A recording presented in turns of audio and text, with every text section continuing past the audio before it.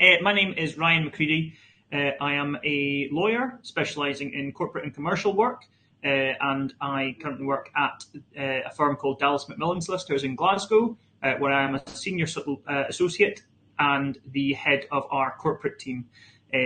Aside from my day job, I also work with a couple of charitable organisations. I work with the Falkirk Bicycle Club as its vice chair. I work with the Glasgow Triathlon Club as on the board of trustees, and I'm also a tutor on the diploma in professional practice, which is the postgraduate law course at the University of Strathclyde in Glasgow. This is very impressive, thank you. And why did you decide to study law at the University of Aberdeen? So I guess that's sort of two questions there, one of which is why law and the other of which is why Aberdeen. So law, I'd done a legal placement when I was in, I think, fifth year, which I quite enjoyed, but I didn't necessarily go into doing my law degree with a dream of becoming a lawyer. The way that the entry requirements worked out was that you had a higher entry requirement for doing law than you had for other subjects that I was interested in, like history and sociology. So the way that manifested itself was that if you went into law and then changed your mind and decided to do history, you could switch over quite easily to that course. If it was the other way around and you did history and decided you wanted to do law, you had to reset your first year. So I thought, I'll do law, I'll see how it goes, and then if I decide I want to do history, or decide I want to do sociology or English or something, then I'll switch. And then quickly you sort of get into the swing of the course. I found the lectures quite interesting. You get sort of a group of friends on the course that you start hanging about with, and then you just kind of I just kind of stayed in it. Why Aberdeen? I guess I had the grace to get into Aberdeen. I really enjoyed the open day. I also went to school in Edinburgh, and I was through in Glasgow a lot. So Aberdeen was very different. It wasn't somewhere I'd spent a lot of time, and it was quite far away. I didn't really enjoy school, so the thought of Aberdeen being quite far away was quite appealing. So I'm glad I did, because Aberdeen really is a campus university. It's got a real feel of a university that's got its own life and its own print on the city. If you look at Glasgow and Strathclyde and Edinburgh, obviously great universities, but they're in very big cities. So the universities themselves don't necessarily have the same stamp on the city as I think Aberdeen does. When you go to Aberdeen, you go out during the week, because nobody goes out at the weekend because it's far too expensive. It's all student nights, it's all clubs going out, everyone's got student deals on and things like that. So I'm really glad I went to Aberdeen. It was a really great experience. I'm very grateful for my time there. Thank you. And do you think studying for your legal diploma at the University of Edinburgh was important for your career? And would you recommend it? That's an interesting question.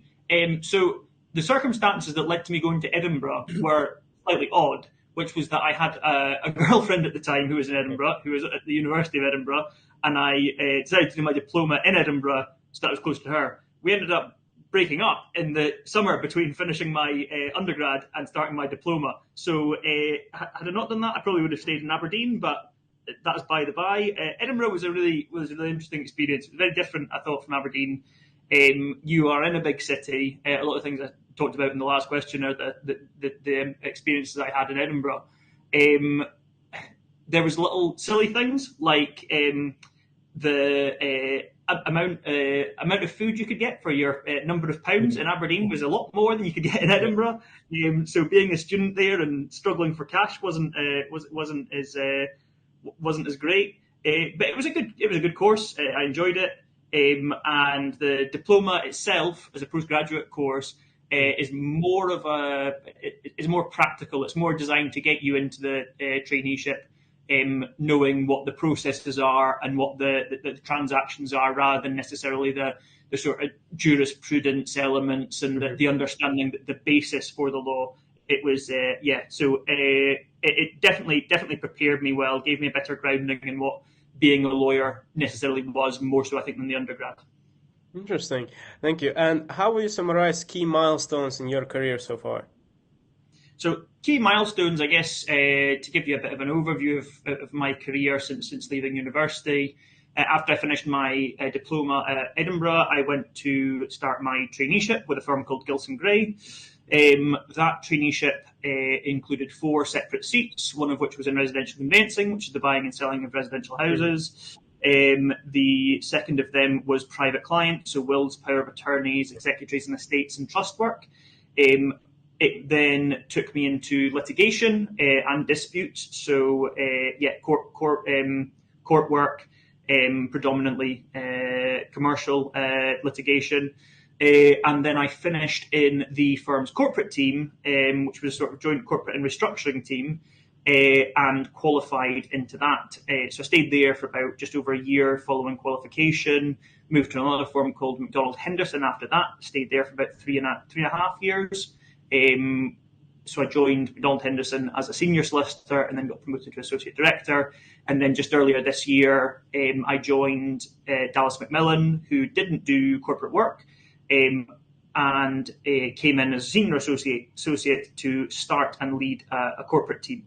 So key milestones, I guess, would be starting my traineeship, qualifying, and each change of job, and I guess my promotion at McDonald Henderson, and some really interesting transactions along the way, some really interesting experience, which I think I'll come to talk to you later in the interview. Very interesting. And what was the proudest moment in your career? Maybe some challenging case that you handled or something like that. Yeah, so that's a good question. I think probably the highlight of my career so far, I would say, was advising on a transaction which saw the joining of forces of one of Scotland's largest independently owned accountancy firms with a larger consolidator firm. So the consolidator firm who I was acting for was Opulus Financial, and the large independently owned firm was Wiley and Bissett, which is now WBG. And now the group trades as WBG. So that was very interesting, and it was the biggest deal to date that I had. I had been sort of the lead advisor on, so effectively I was the person that was generally dealing with the client relationship, was generally dealing with the drafting and the key aspects of the transaction, with support from senior individuals and with lots of support from junior individuals too. But that was a large sum. That was a significant seven figure sum paid, and there was also a large funding facility in the background.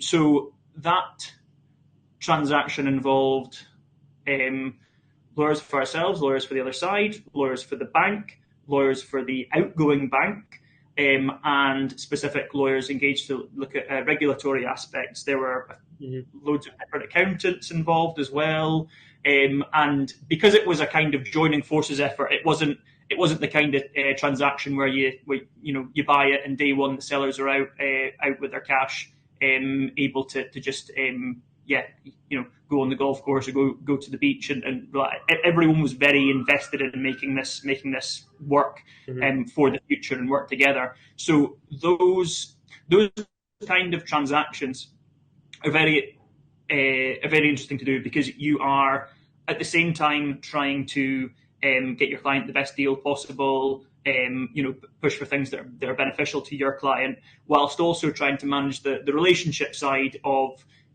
going into something together where everyone can work together and work harmoniously and amicably. So it was that was probably my transactional highlight of my career so far. That's very impressive. And what are the most important factors that you consider when advising clients on mergers and acquisitions and restructuring? So I guess the key things that I'm always thinking of is trying to get as much context as possible, to understand what the purpose of the acquisition, of the disposal, of the merger or restructuring. Why are they doing this? What is the end goal? Because an end goal, if somebody is buying something as an investment vehicle, it's very different from if they are buying it as a growth strategy for their business. It's very different from if they're buying it to merge and sort of join forces with a competing business. So, as I alluded to in my last answer, you need to understand what there are sort of ongoing relationships, how they're going to be affected. You need to understand what are the future plans for the business. Are you looking to take on sort of further senior lending in the future from a large bank, for example? In which case you're in a more difficult position with regards to granting security and anything like that. So it's a lot of times, whether it's a share purchase agreement or an asset purchase agreement, the documents very much can look similar, but actually the thought processes behind them and the driving factors for clients can change in quite a large way, depending on what has led them into that transaction itself. So kind of getting under the bonnet a little bit to understand that can really help you to advise to the best of your abilities, get your client a good deal, and understand what's important to them.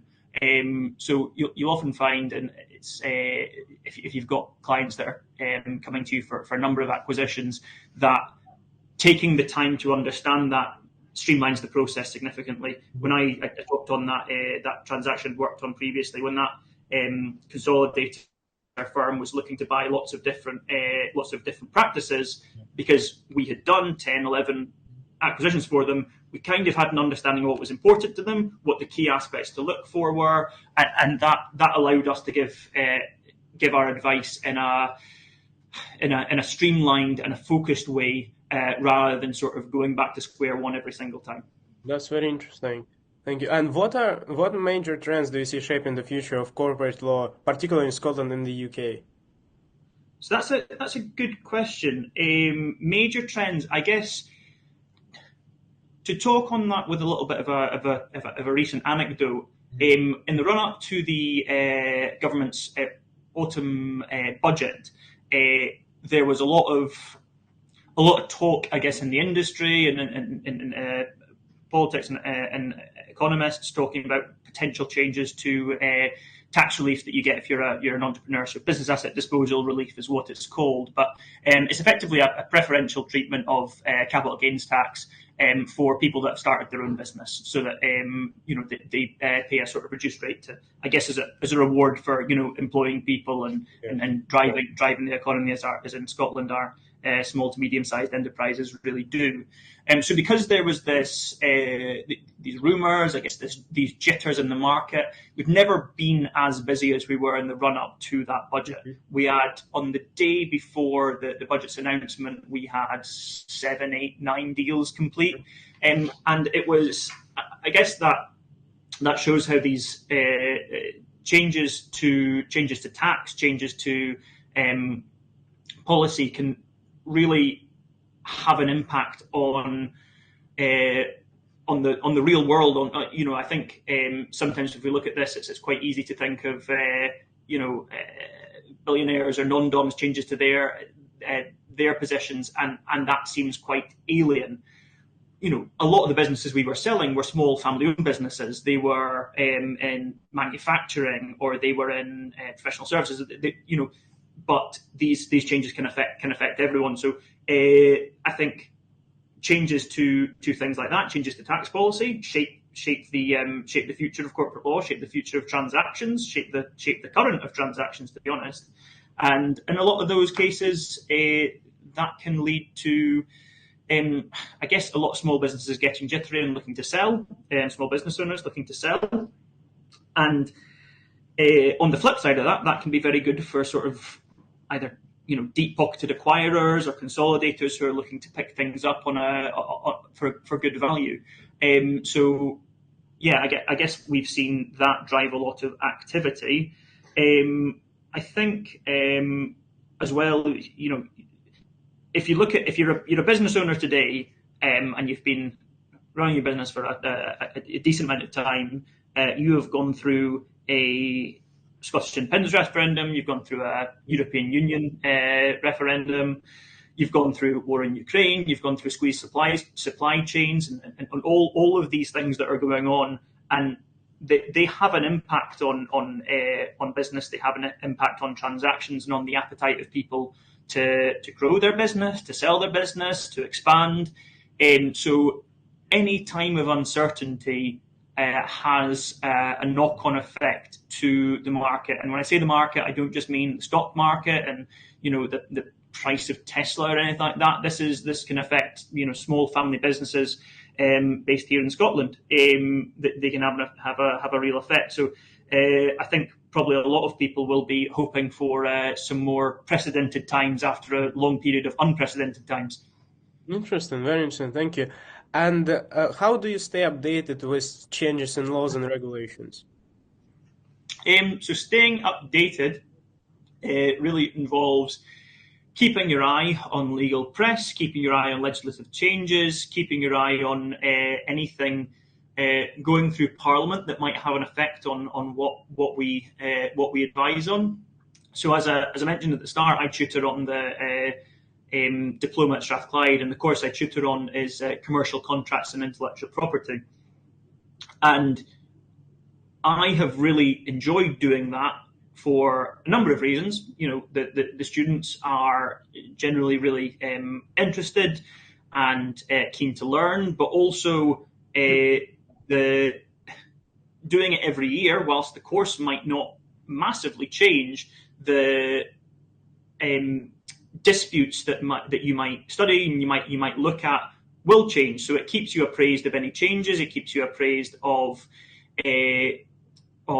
new developments in relation to commercial contracts and intellectual property, and also it keeps you answering questions from people who are educated. They've got a law degree, but they're not lawyers yet. So I think one of the best ways to keep updated on these things is to spend time around, as I say, around students to get an understanding of what they're seeing. I think it's very easy to just do your work and keep following the same style documents, to keep using the same references and things like that without necessarily inspecting them. So you need to find a way to keep, I guess, challenging your own preconceptions, to be around people that will ask questions, to develop your understanding for the future. Okay, that's very interesting. And what advice do you have for students who are looking to specialize in commercial transactions and restructuring? Maybe there are some books or podcasts you would also recommend. Yeah, so that's a really good question as well. I guess students that are looking to specialize in corporate and commercial law, I think I'd say that regardless of what area you're looking to go into, there's a lot of good lessons that will apply across industries, to be honest, but particularly across law. So whether you're going into commercial property, whether you're looking to go into banking, a level of commercial awareness is absolutely essential when you get into a traineeship. Now, I think people get torn on what that means. They think it's having an in-depth knowledge of the stock market and reading the Financial Times every morning. I don't think that necessarily has to be the case. I think keeping aware of what's going on in the country, keeping aware of things like trying to read business publications to understand what transactions are going on and try to maybe spot patterns or spot particularly acquisitive potential clients is something I'd recommend you do.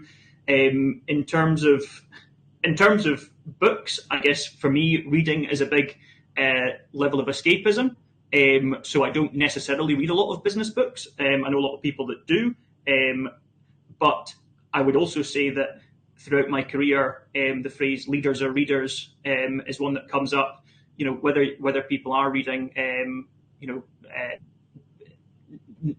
non-fiction or fiction or novels or whatever. A lot of as you go, as you find your career advancing, you tend to find that a lot of the people that are in leadership positions, read a lot and try to further their understanding. So it's something I'd really recommend. I'd also say for any students that it is never too early to start your career.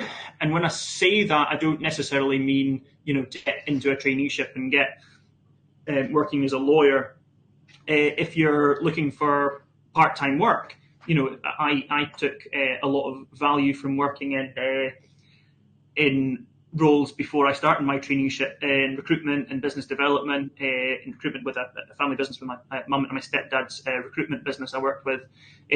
But it exposes you to the pressures facing small businesses, it exposes you to the requirement to have your clients pay on time, to legislative changes and what impact that has. So, for example, GDPR a couple of years ago had a big impact on how you had to sort of store data and the processes you need to follow.